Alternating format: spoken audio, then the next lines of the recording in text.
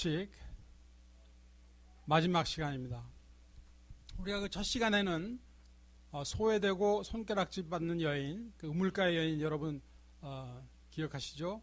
주님께서 몸소 찾아오셔서 만나주시는 그 예수님을 통하여서 우리 은혜를 사모하고 우리가 받은 은혜를 전하는 삶을 살자는 결단을 했습니다. 두 번째 시간에는 우리는 예수님을 본받아서 겸손과 섬김이 무엇인가를 배우고 실천하자 하는 말씀을 드렸습니다. 오늘은 열매를 맺는 삶이 우리의 삶의 원칙이 되어야 함을 알아보기를 원합니다. 요한복음 15장 16절 17절 말씀입니다. 너희가 나를 택한 것이 아니요 내가 너희를 택하여 세웠나니 이는 너희로 가서 과실을 맺게 하고 또 너희 과실이 항상 있게 하여 내 이름으로 아버지께 무엇을 구하든지 다 받게 하려 함이라. 내가 이것을 너희에게 명함은 너희로 서로 사랑하게 하려 함이로다. 이 말씀은 물론 예수님께서 12제자들에게 하신 것이지만 바로 현재를 살고 있는 우리들에게 하시는 말씀이기도 합니다. 왜냐하면 구원받은 우리는 하나님의 자녀이며 이 세상의 빛과 소금이며 또 주님의 제자이기 때문입니다. 마태복음 5장 13절에서는 너희는 세상의 소금이니 라고 말씀하시고 14절에서는 너희는 세상의 빛이라 하셨습니다. 소금은 그 역할이 있고 빛은 빛의 본질을 드러내야 되는데 잘 아시는 대로 우리가 중독자 생활을 하게 되면 이런 것들이 자연스럽게 불가능하게 되고 맙니다.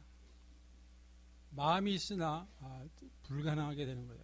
과거에는 우리가 악의 열매를 맺으면서 살았지만 이제는 주님의 은혜로 새 생명을 얻고 새 삶을 얻었으니까 우리는 주님께는 빚진 자들인 것입니다.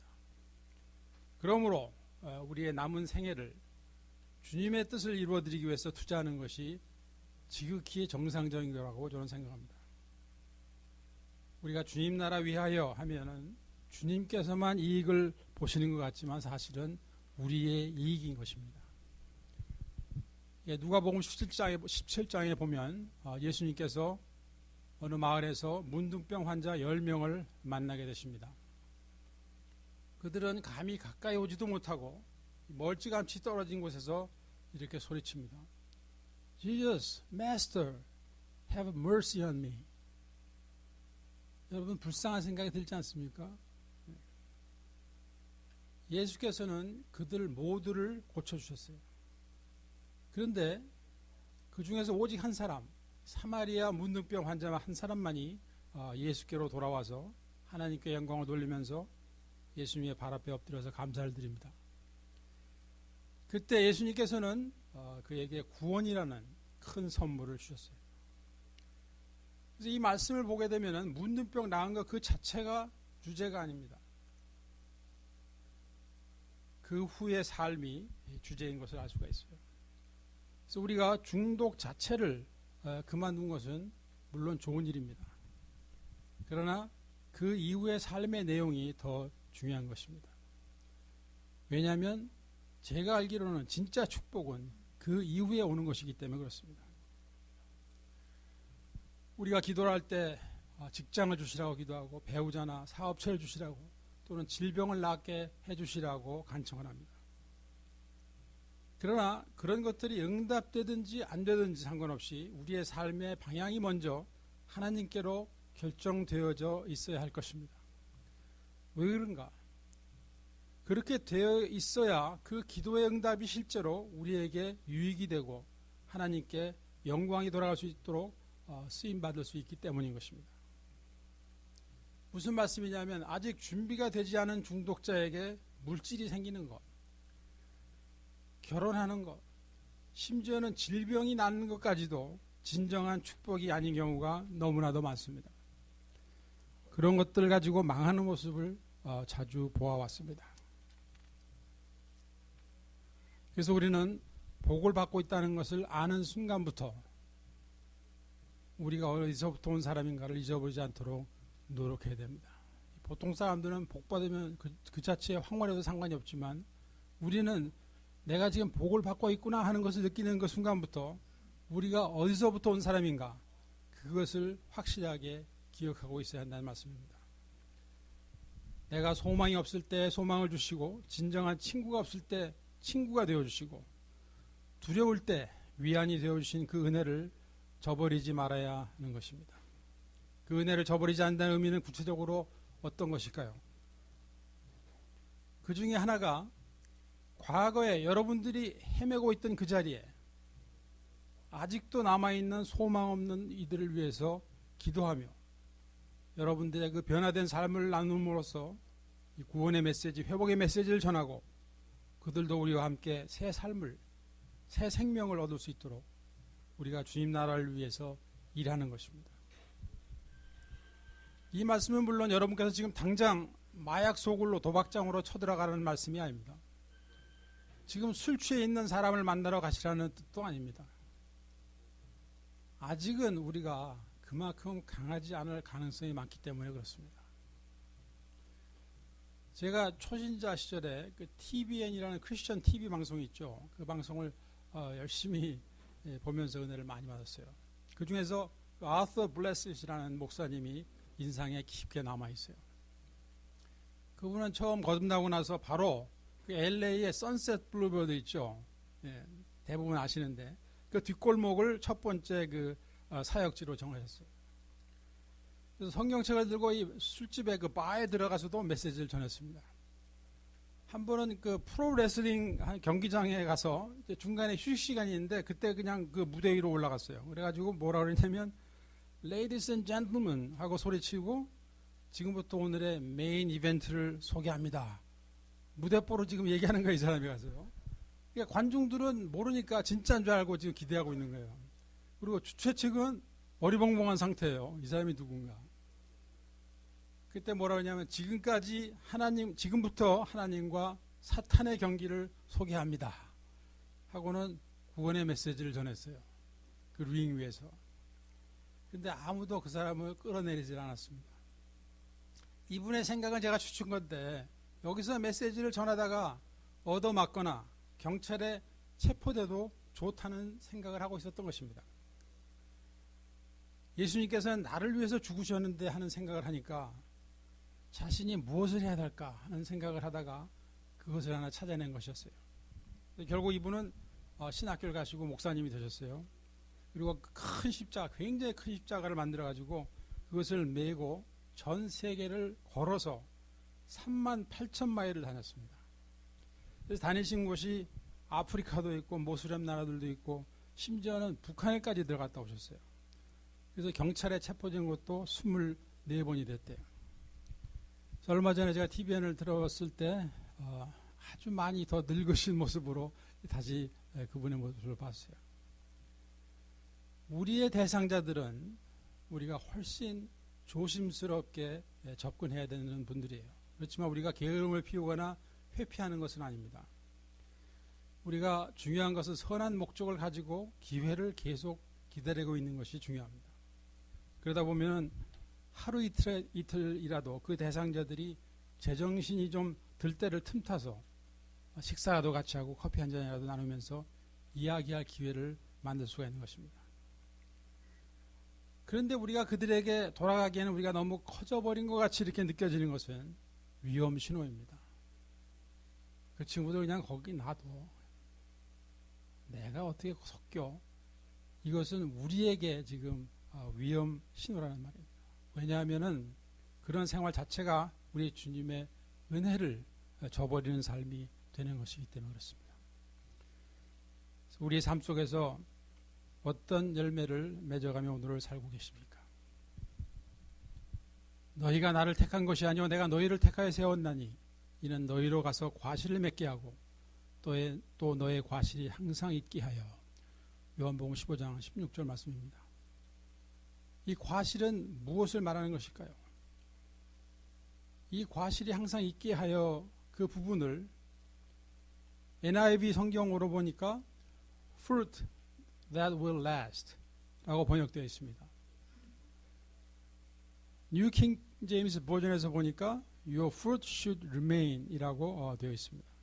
그래서 이 두 가지와 한국어 성경을 저는 신학교를 안 다녔고 그 원어를 모르기 때문에 이렇게 여러 가지 그 버전을 보고 연구를 할 때가 참 많아요. 그래서 이 두 가지하고 한국어 성경을 보니까 저의 해석은 이렇게 나왔어요. 이 열매는 항상 있어야 할 뿐 아니라 그 가치가 지속이 되는 것이라 한다는 뜻으로 봅니다. 그러면 이러한 열매는 구체적으로 어떤 것을 말하는가? 그것을 오늘 알아보기를 원하는 것입니다. 그에 앞서서 우리는 먼저 하나님, 예수님, 그리고 우리의 관계를 잠시 살펴보도록 하겠습니다. 첫째, 우리 예수님께서는 자신을 여러 모습으로 표현하셨어요. 나는 길이요 진리요 생명이다. 양의 문, 생명의 떡, 부활이요 생명, 세상의 빛, 시작과 끝 등 여러 가지 모습으로 표현하셨습니다. 그리고 요한복음 15장 1절에서 내가 참 포도나무라고 말씀하십니다.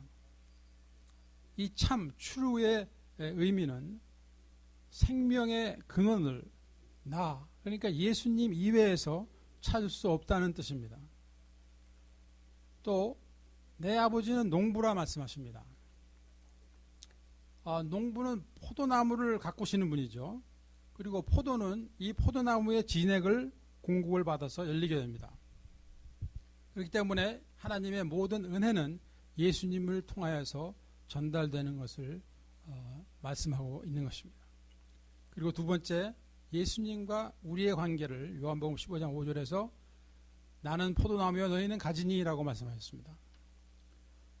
포도 열매는 가지에 매달리게 되어 있고 그 가지는 포도나무 즉 예수님께 붙어 있어야 하는 관계인 것입니다. 그런데 가지 즉 우리의 존재 이유는 열매를 맺는 데 있는 것입니다. 가만히 생각해 보니까 실제로 포도나무는 그 포도를 얻는 것 이외에는 아무런 쓸데가 없는 나무인 것 같아요. 이번에 샌프란시스코 올라갈 때 제가 유심히 드라이브를 하면서 봤거든요. 포도원들이 많은데 무슨 목재로서 가구를 만들어 쓸 만한 나무도 아니고 그렇다고 베어다가 무슨 땔감으로 쓸 만한 나무도 아니에요. 오직 포도 열리는 거에 외에는 쓸데가 없는 나무인 것 같더라고요. 그래서 요한복음 15장 2절 말씀을 보게 되면 무릇 내게 있어 과실을 맺지 아니하는 가지는 아버지께서 이를 제해버리시고 무릇 과실을 맺는 가지는 더 과실을 맺게 하려 이를 깨끗게 하시느니라 라고 말씀하십니다. 그러니까 열매를 맺어도 맺지 못해도 농부 즉 아버지께서 손을 쓰시는 것을 볼 수가 있습니다. 제해버리고 이 말씀을 보게 되면은 이 단어를 이 부분을 보게 되면은 앞으로 열매를 맺을 기회를 잊어버리는 것 같아요. 그리고 깨끗게 하시느니라 이 부분은 우리가 농사 지을 때 그 전지라는 말 하죠. 가지를 이렇게 잘 다듬어 가지고 더욱 열매가 많이 맺히도록 하는 거란 말이죠. 그런데 제가 이 강의를 준비하면서 이 부분에 와서 제가 딜레마에 빠진 거예요. 그러면 이 열매를 맺지 못하고 있는 가지는 구체적으로 누군가? 지금 현재 가지가 나무에 붙어 있죠. 그러니까 예수님과 연결되어 있는 가지단 말이죠. 그런데 열매를 맺지 못했어요. 그런데 그것을 제해버리고 하게 되면 신학적인 의미가 어떻게 되는 거예요? 예수님을 영접한 사람이 잘려나가서 구원을 잃어버릴 수가 있다는 말씀인가? 이 머리가 아파지더라고요. 그러나 그것을 여기서 지금 오늘 말씀드리지 않고 이 질문에 대한 해답은 다음 시간에 여러분이 아시도록 하겠습니다.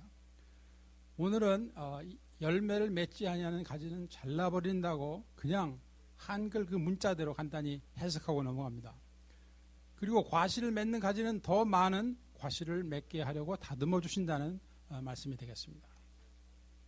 그리고 이 열매들은 물질적인 것이 아닌 것입니다. 또 이 열매를 맺기 위해서 물질이 필요하기도 하지만 정말 주님께서 말씀하시고 있는 열매를 맺기 위해서 물질이 필요하기도 하지만 꼭 부자가 되어야 되는 건 아닙니다. 오히려 물질을 주인으로 섬기게 되는 바람에 하나님을 뒷전으로 밀어내버리고 실패하는 그런 것을 성경은 경고하고 있어요. 그리고 실제로 그러한 일이 많이 일어나고 있습니다. 이 회복 가운데서 그래요. 정말 막판까지 갔던 분이 사업을 일으켜가지고 생각하는 것이 돈 버는 것밖에 없는 걸로 꽉 차 있게 되면은 결국은 우리 근본이 무너져서 다시 원상태로 돌아가는 것들을 저는 여러 차례 봐왔거든요. 그리고 우리의 성품도 열매를 맺는데 쓰임을 받을 수도 있고 방해를 받을 수도 있습니다. 그래서 방해가 되는 요소는 제거해야 될 것이고 도움이 되는 요소는 더 살려나가야 할 것입니다. 무조건 성령님께서 다 알아서 해주신다고 하면서 본인은 정작 무관심을 하기 때문에 그 결과가 나오지 않는 것이에요. 그래서 이러한 것을 우리가 12단계를 통해서 구체적으로 자신의 문제점을 다룰 수 있는 기회를 갖게 됩니다. 우리가 교회 생활, 미팅 생활, 성경 공부, 봉사 등을 다 하고 있는데 실제적인 열매가 없이 신학적인 지식만 쌓이고 있다면 이것은 바람직한 상태가 아닌 것입니다. 또 부자가 되는 것은 그 자체가 열매가 될 수는 없는 것입니다. 교회 직분도 열매가 아닙니다. 물질과 직분은 열매를 더 맺으시라고 주시는 것입니다. 그래서 이 하나님께서 말씀하시는 이 열매를 맺기 위해서는 절대적인 조건이 있어요. 첫째로 요한복음 15장 15절 말씀입니다. 저가 내 안에 내가 저 안에 있으면 이 사람은 과실을 많이 맺나니 나를 떠나서는 너희가 아무것도 할 수 없습니다. 이것이 첫째 조건입니다. 주님 안에 거한다는 의미는 제가 생각할 때 주님의 계명, 주님의 말씀대로 산다는 의미가 되겠습니다. 주님의 인도하심을 구하고 그 인도하심 안에 머물러 있는 것을 말합니다. 예수께서 가라사대 내 마음을 다하고 목숨을 다하고 뜻을 다하여 주 너의 하나님을 사랑하라 하셨습니다. 우리가 하나님을 사랑하기 때문에 그 말씀에 순종할 때 그 맺어지는 열매가 바로 우리 하나님께서 계산해 주시는 열매인 것입니다. 그러면 두 번째 조건은 무엇인가? 요한복음 15장 16절 17절 말씀입니다. 너희가 나를 택한 것이 아니요 내가 너희를 택하여 세웠나니 이는 너희로 가서 과실을 맺게 하고 또 너의 과실이 항상 있게 하여 내 이름으로 아버지께 무엇을 구하든지 다 받게 하려 함이라. 내가 이것을 너희에게 명함은 너희가 서로 사랑하게 하려 함이로다. 두 번째로 주님께서 원하시는 열매는 항상 있어야 될 뿐만 아니라 그 가치가 영원한 것이어야 한다는 것입니다. 또 이런 열매들이 우리들의 삶 속에서 더욱 많이 맺어지기 위해 필요한 것을 예수님의 이름으로 구할 때 무엇이든지 받게 하시겠다고 약속하고 계십니다. 예수님의 이름으로 구하는 것은 당연히 우리의 욕심이나 나의 정욕을 채우기 위해서 구하는 것이 될 수는 없는 것입니다. 그리스도인이라는 것은 자기 이름으로 살아가는 사람이 아니라 예수 그리스도 이름으로 살아가는 사람을 말합니다. 그래서 예수 그리스도 이름에 합당한 삶을 살기는 원하는 자들은 우리 주님께서 전폭적으로 도우시는 것입니다. 그런데 17절에 내가 이것을 너희에게 명함은 너희가 서로 사랑하게 하려 함이로다. 좀 연결이 안 되는 말씀같이 들립니다. 그 뜻이 무엇일까요? 예수님께서는 우리에게 과실을 맺으라 명하신 이유가 우리가 서로 사랑하게 하기 위한 것이라 하시는 것입니다. 다른 말로 하면 너희가 서로 사랑하지 않으면 그 열매를 맺을 수 없다는 말씀으로 해석할 수가 있습니다. 그러니까 사랑이 열매 맺는 데 필요한 조건이라는 말씀입니다. 예를 들어서 우리가 크리스천 공동체 안에서 프로젝트 자체는 아름다운 거, 또 주님 보시기에 기뻐하실 만한 것을 세워놓고 그것을 이루어가는 과정에서 성도가 서로 하나가 되지 않을 때 우리 주님께서는 슬퍼하신다는 말씀입니다. 그곳에서 열매같이 보이는 것이 맺힌다 해도 하나님께서는 기뻐하시는 열매가 아닌 것입니다. 여러분 가정에서 부부 사이에 사랑이 없다면 그 가정을 통해서 무슨 열매가 맺히겠습니까? 교회나 다른 사역이나 어디에서나 주님께서 바라시는 것은 우리가 서로 사랑하면서 맺어지게 되는 열매인 것입니다. 우리 길갈이나 감사의 집에서나 서로 사랑하며 맺어지는 열매가 귀한 것입니다. 왜냐하면 사랑이 동기가 되지 않는 행동은 위선이기 때문에 그렇습니다. 고린도서 13장 3절 말씀입니다. 내가 내게 있는 모든 것으로 구제하고 또 내 몸을 불사르게 내어줄지라도 사랑이 없으면 내게 아무 유익이 없느니라. 이 유익이 없다는 말씀은 나에게 남는 것이 없다는 말씀입니다. 아무리 큰 희생을 한다 할지라도 그것을 열매로 인정해 주시지 않는다는 말씀인 것입니다. 위선은 주님의 열매를 맺지 못하는 것입니다. 예수님은 사람이 친구를 위해 자기 목숨을 버리면 이에서 더 큰 사랑이 없다라고 말씀하셨고, 실제로 그분을 조롱하고 핍박하고 적대하는 이들, 그 원수들을 위해서 기꺼이 자신의 목숨을 버리셨습니다. 제자들의 발을 씻어주시며 겸손을 몸소 보여주셨듯이 십자가에서 그 위대한 사랑을 실천하심으로 그 열매가 바로 우리와 같은 죄인이 구원을 받게 되었다는 사실인 것입니다. 그러므로 우리가 맺기 원하는 열매의 첫 번째는 전도와 선교를 통한 외적인 열매, 즉 영혼 구원입니다. 삶의 원칙 첫 시간에 우리 사마리아 우물가의 여인을 통해서 은혜에 관한 말씀을 드렸습니다. 예수님께서 그 여인과 대화를 나누는 동안 제자들은 마을에 들어가서 먹을 것을 구해서 돌아왔습니다. 그리고 이 음식을 좀 드시라는 제자들의 말에 예수님께서 뭐라고 답변하셨는가? 너희가 알지 못하는 양식이 내게 있다, 이렇게 말씀하셨어요. 그때 제자들은 어떤 생각을 했을까 제가 잠깐 생각해 봤어요. 그 사이에 누가 음식을 갖다 드렸나. 예수께서 말씀하십니다. 요한복음 4장 34절에서 36절입니다. 예수께서 이르시되 나의 양식은 나를 보내신 이의 뜻을 행하며 그의 일을 온전히 이루는 이것이니라. 그러니까 식사하는 것보다 더 중요한 일이 있음을 말씀하고 계신 거예요. 나의 양식은 나를 보내신 이의 뜻을 행하며 그의 일을 온전히 이루는 이것이니라. 35절로 이어집니다. 너희가 넉 달이 지나야 추수할 때가 이르겠다 하지 아니하느냐? 내가 너희에게 이르노니 눈을 들어 밭을 보라. 희어져 추수하게 되었도다. 이 35절 말씀을 제가 해석해서 말씀드리겠습니다. 저 나름대로 풀이해서 말씀드리겠습니다. 사랑하는 제자들아, 이 사마리아 땅에 있는 이 수많은 사람들, 너희들은 상종도 하기를 원하지 아니하는 사람들이 아니냐. 그러나 이들도 아버지께서 거두어 들이시기를 원하시는 열매이다.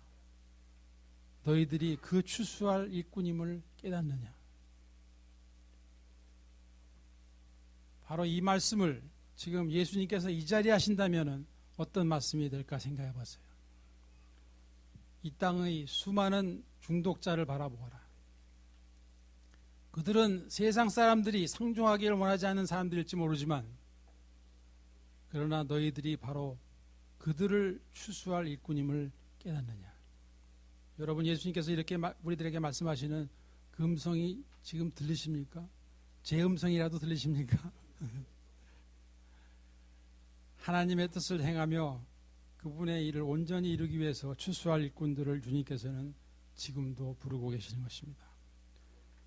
그리고 이 영혼 구원의 열매는 영원한 것입니다. Fruit that will last forever. 우리는 영원한 것을 위해 우리의 삶을 투자할 수 있어야 합니다. 아침에 일어나셔서 밤에 잠이 드실 때까지 영원에 대한 투자를 얼마나 하셨는지 우리가 하루를 되돌아보는 시간 속에서 따져보아야 할 것입니다. 그리고 이 투자는 어려움 속에서도 계속되어져야 하는 일인 것입니다. 우리가 때때로 선교지에 나아가 보아야 하나님께서 일하시고 계시는 현장을 경험하게 되는 것과 맞습니다. 이 매일 바삐 돌아가고 있는 스케줄 속에서 정말 예배조차도 나의 스케줄에 잡혀있는 하나의 이벤트 같이 느껴지는 이 바쁜 도시 생활 속에서 자주 일어나는 일입니다. 4년 전 여름에 이스라엘 뚜레시아스 일기를 준비하면서 또 그 뚜레시아스가 진행되는 현장에서 겪었던 그 영적 전쟁은 엄청난 것이었어요. 저에게 지금까지도 기억이 생생합니다. 정말 불꽃이 튀고 피가 튀는 격전지인 것을 팀 멤버들 모두가 생생하게 경험했어요. 육신이 공격을 받는 사람들도 많이 있었고, 특별히 목사님께서는 프로그램 진행이 거의 불가능한 상태까지 가셨어요.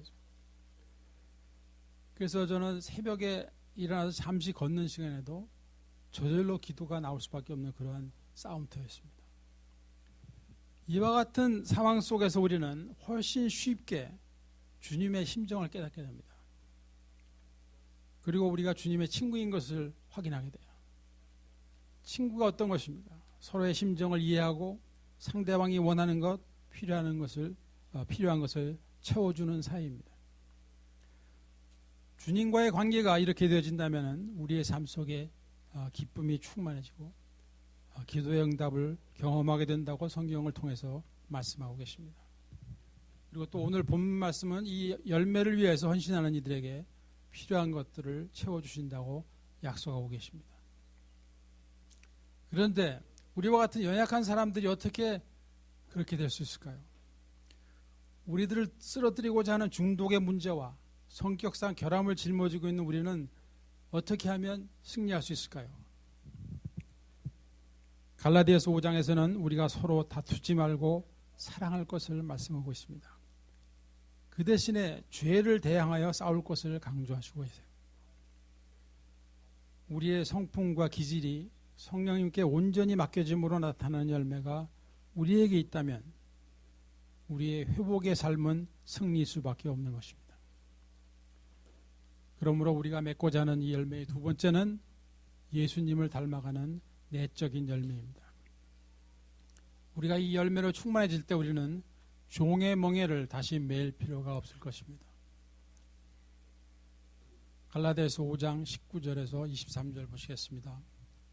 육체의 일은 현저하니 곧 음행과 더러운 것과 호색과 우상 숭배와 술수와 원수를 맺는 것과 분쟁과 시기와 분냄과 당짓는 것과 불리함과 이단과 투기와 술취함과 방탕함과 또 그와 같은 것들이라. 전에 너희에게 경계한 것 같이 경계하노니 이런 일을 하는 자들은 하나님의 나라를 유업으로 받지 못할 것이요 오직 성령의 열매는 사랑과 희락과 화평과 오래 참음과 자비와 양선과 충성과 온유와 절제니 이 같은 것을 금지할 법이 없느니라. 사도 바울은 성령의 열매를 말하기 전에 육체의 일들을 먼저 말하고 있습니다. 이런 일들은 우리에게 익숙한 내용들입니다. 그러나 우리는 더 이상 그렇게 살기를 원하지 않고 있는 것입니다. 그렇기 때문에 제가 한두 가지를 생각해 보았어요. 우리가 아무개는 인격자다 하는 말을 하죠. 인격이란 무엇인가 그러면? 인격이라는 것은 다른 사람들이 우리를 평가하는 평판과는 좀 다른 내용입니다. 인격이란 원래 우리가 타고난 그 천성과 죄인됨의 요소가 교육과 훈련, 새로운 믿음, 새로운 환경, 새로운 가치관으로 인해서 나쁜 습성이 고쳐지고 또 그와 함께 내면 세계의 변화가 일어남으로 인해서 이루어진 결과라고 볼 수가 있겠습니다. 즉 우리가 받아온 모든 영향력과 그 신앙생활의 결과로 각자가 현재 소유하게 된 진짜 속사람이라고 할 수가 있겠어요. 인격은 어떤 일에 성공하고 무엇을 이루어 놓았는가하고는 전혀 상관이 없는 일입니다. 인격은 우리가 무엇을 했는가 보다는 우리가 어떤 사람인가를 말해주는 것입니다. 그러므로 사람들 앞에서 하는 행동뿐만 아니라 아무도 보는 사람이 없을 때 나는 어떤 사람인가, 이것이 진정한 나의 인격을 말해주고 있는 것입니다. 그런 면에서 인격은 교양이라는 것과는 다른 점이 있는 것 같아요. 교양이라는 것은 일상생활하는 가운데 내가 사용하는 언어와 행동으로 다른 사람들에게 보여주고 있는 우리의 얼굴이라고 할 수가 있어요. 그런데 이것은 나의 모습이 아닌 것이 참 많습니다. 겉과 속이 다르게 행동함으로 인해서 남들에게 교양이 있는 사람으로 얼마든지 인정받을 수 있기 때문에 그렇습니다. 그래서 제가 보기에는 교양이라는 것은 결국 시대와 장소와 문화권에 따라서 형성된 상식에 얼마나 알맞게 잘 말하고 행동하느냐에 달린 것 같아요. 이 국물을 후루룩 소리내서 들이키 마시고서는 시원하다, 큰 소리로 말해도 괜찮던 그런 시대와 장소가 있었죠. 그런데 지금 미국 식당에서 이런 행동을 하면은 교양이 없는 사람이 되는 거예요. 이조 시대 때는 만민은 동등하다 하는 개념이 상식적으로는 통하지 않는 시절이었어요. 그러니까 그때는 아래 계급 사람들을 차별을 해도 교양이 없는 사람으로 보는 일은 없었을 것이에요. 그러나 지금 미국에서 인종차별적인 말하고 행동을 하는 사람은 교양이 없는 사람일 뿐만 아니라 그 자체가 불법인 것이에요.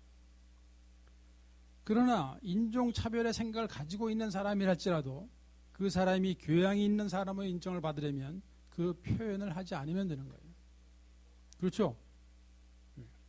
그래서 어떻게 보면은 교양은 가면과도 같다는 생각을 합니다.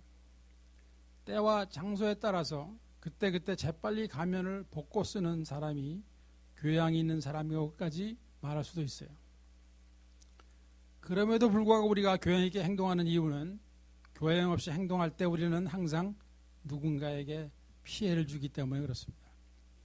화날 때마다 욕하고 소리 지르고 주먹을 휘두르는 분이 계시다면 우선 억지로라도 교양 있게 행동을 해봐야 되겠죠. 그러나 모든 교양이 가면이라는 말은 물론 아닙니다. 성령님께 순종함으로 속사람이 변하여 가면이 없이 그대로 보여지는 모습이 이 성령의 9가지 열매를 드러낼 수 있는 우리가 되기를 우리 하나님께서 원하시고 계시는 것입니다.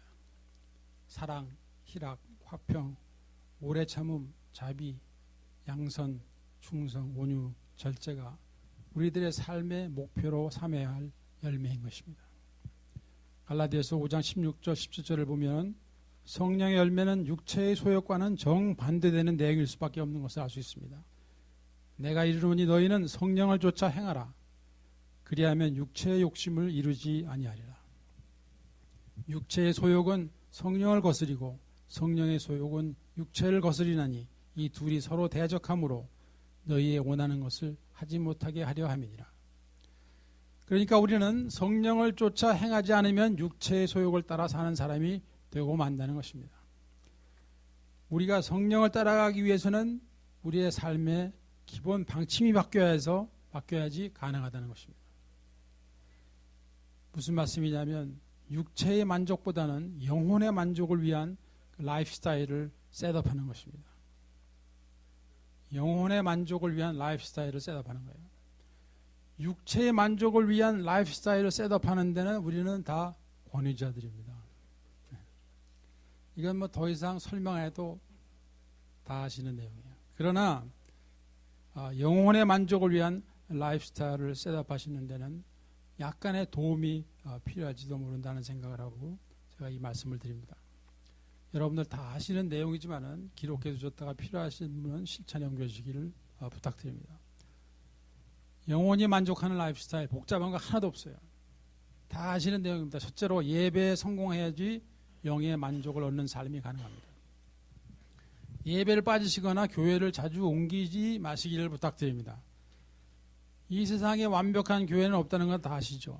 그 완벽한 교회가 있다 하더라도 완벽하지 않은 내가 도착하는 그 순간에 완벽하지 않은 교회가 되고 마는 것입니다. 화초도 우리가 자꾸 옮겨 심다 보면은 잘 자라질 못해요. 어떤 경우에는 말라 죽습니다. 그러니까 한 군데 그냥 계세요. 그리고 신령과 진정으로 예배를 드시기 바랍니다. 은혜를 꼭 받겠다 결단하고 내 자신을 오픈하고 예배에 임하시기 바랍니다. 그러면 은혜를 주세요. 우리가 은혜를 받지 못하는 이유는 교회가 잘못되어 있다보다는 나의 예배 드리는 자세가 가장 큰 이유입니다. 문제입니다. 두 번째로 평소에 예민한 영성을 위해서 투자해야 됩니다. 왜냐하면 영성이 무디어 있으면 성령님의 인도하심을 받지 못합니다. 그러니까 내 주장대로 사는 것이죠. 그래서 우리가 기도와 말씀 묵상이 필요한 것입니다. 세 번째로 성령님께서 말씀하실 때 이게 좀 힘든 거예요. 성령님께서 말씀하시는 것을 우리가 깨달을 때는 있어요. 그러나 거기에 순복하고 행동에 옮기는 것이 이게 별개의 문제인 것입니다. 그래서 행동을 옮긴다 하면은 그 뜻은 무엇이냐면 우리의 죄와 성격상 결함과 잘못된 이 관계들의 구체적인 회복을 이루어나가는 것을 말합니다. 여러분 성령님께서 우리한테 주문하시고 계시는 것은 이러한 것들을 청산하는 과정을 밟는 것이에요. 그 다음에 더 다른 것들을 보여주시기 위해서 하는 것입니다. 그래서 우리가 행동을 옮긴다 하는 말은 우리의 죄와 성격상 결함과 잘못된 관계들의 구체적인 회복을 이루어 나가는 것을 말하는 것입니다. 12단계를 아시는 분은 이미 느끼셨죠? 이것은 4단계에서부터 11단계까지를 통해서 우리가 훈련을 할 수가 있는 내용입니다. 그래서 우리가 그 과정 가운데서 우리 내적인 열매를 맺어가고 있는 것을 우리가 느끼게 되는 거예요. 그런데 이 일은 혼자 하게 되어 있지 않아요. 이 일을 위해서 우리는 동반자와 인도자를 필요로 합니다. 동반자와 인도자를 필요로 합니다. 우리의 성공적인 서브라이드를 유지하기 위해서는 나를 이끌어주는 인도자가 필요하고 나와 함께 가는 동반자가 필요한 것입니다. 그리고 또 기도 파트너가 필요한 것입니다. 우리의 마음 가운데 나만 알고 있는 비밀이 많으면 많을수록 우리는 시크한 사람이 되어가는 것입니다. 이렇게 되는 이유는 대개 우리에게 동반자와 인도자가 없기 때문에 그렇습니다. 그래서 이러한 것들은 모두 리커버리 펠로십 안에서 가능한 것들입니다. 그리고 네 번째로 이 성령의 열매들은 자신의 평안함으로 끝나버리고 마는 것이 아닙니다. 다른 이들을 있는 그대로 용납하고 사랑하고 섬김으로써 우리가 전하는 메시지가 외적인 열매를 맺게 되는 것입니다. 우리의 나눔과 봉사를 통하여서 영혼 구원과 회복의 새 삶을 누리게 된 형제 자매들이 여러분들의 열매요 상급인 것입니다. 이런 것들이 영을 만족시키는 라이프 스타일인 것입니다. 재미없게 들리죠? 익사이팅하게 들립니까? 아멘. 예. 제가 완벽한 삶을 살고 있기 때문에 이 말씀을 드리고 있는 것은 결코 아닙니다. 다만 영적인 원칙에 따라 저의 삶을 설계하고 그것을 이루어나가기 위해 몸부림을 칠 때 이 부족한 저에게도 주님께서 내주시는 은혜와 사랑과 인도하심을 체험해 오고 있기 때문에 그 축복을 함께 나누고자 이 말씀을 드리고 있습니다. 우리 사랑하는 길가 식구 여러분, 육신의 쾌락의 결과는 공허뿐입니다. 그리고 우리가 물질에 매어 달리면 물질 이상의 것을 볼 수가 없게 됩니다. 내 주장만 하다 보면, 내 목소리가 높아지다 보면 하나님의 음성이 들리지 않고 그분의 심정이 깨달아지지 않기 때문에 우리가 악하고 게으른 종이 되어버리고 맙니다. 앞으로 남은 우리들의 삶은 예수님의 은혜 가운데 겸손과 사랑으로 이웃을 섬기며 성령님의 인도하심 가운데 풍성한 열매를 맺으시기를 간절히 소원합니다. 삶의 원칙 강의 여기서 모두 마칩니다. 감사합니다.